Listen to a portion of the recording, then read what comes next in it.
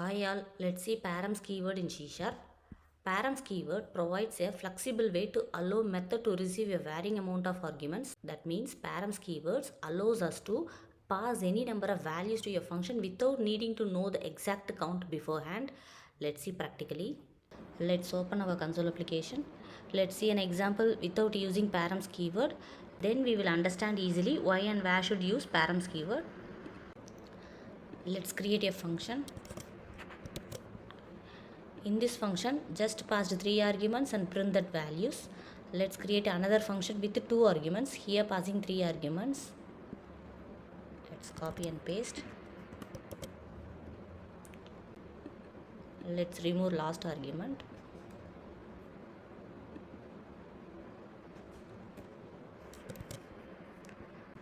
Now let's create another function without argument.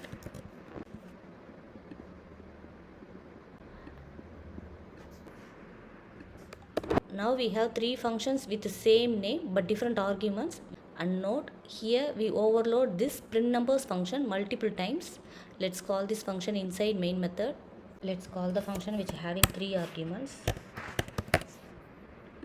Let's call the function which having 2 argument. Which having no argument. Let's replace this right as right line. Let's execute and check.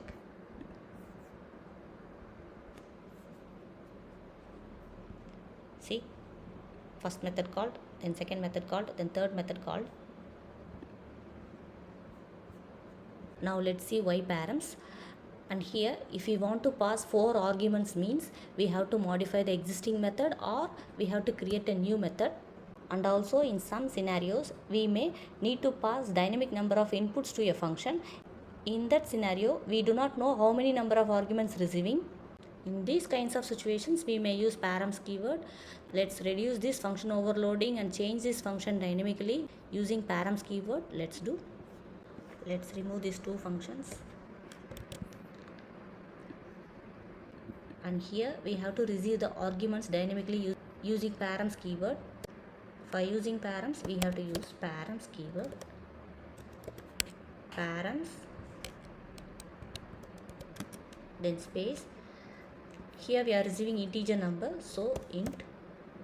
We do not know how many number of arguments we are going to receive, so array. Then argument name, numbers. Let's remove this. We do not know how many number of arguments we are going to receive here, so by using for each, let's print each number. And also here let's pass 5 arguments.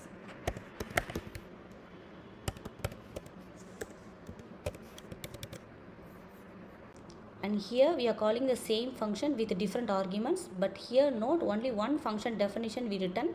By using params keyword, here we are receiving different number of arguments. Let's change this right as right line. Let's execute and check.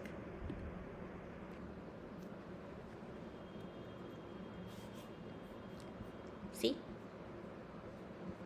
So by using params, we don't have to create multiple overloads for the same method.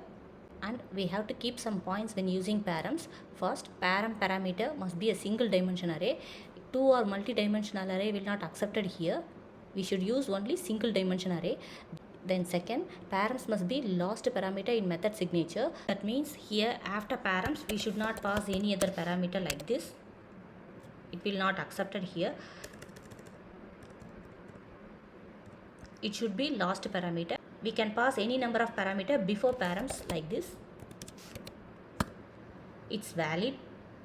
Then third point, if no arguments are passed, it default to an empty array. Thanks for watching. If you found this video helpful, please like and subscribe to my channel.